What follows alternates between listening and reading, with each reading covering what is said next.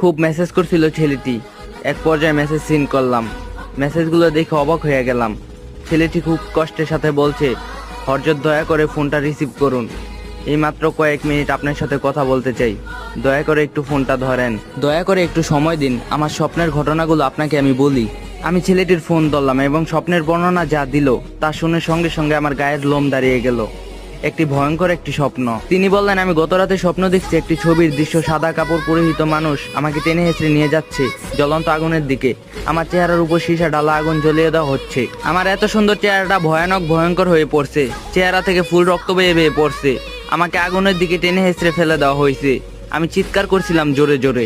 এমনি বড় একটা মোবাইল আমার সামনে কে জানি নিয়ে আসলো। মোবাইলের গ্যালারিতে আমার হাজার হাজার ছবি তোলা, ফেসবুক ইনস্টাগ্রামে আপলোড করা হয়েছে। আমাকে বলা হলো, এইসব ছবি তুমি দুনিয়াতে রেখে এসেছো, হাজার হাজার মানুষ তোমার ফেসবুকে এই ছবি দেখেছে, আজকে তোমাকে শাস্তি গ্রহণ করতেই হবে। আবার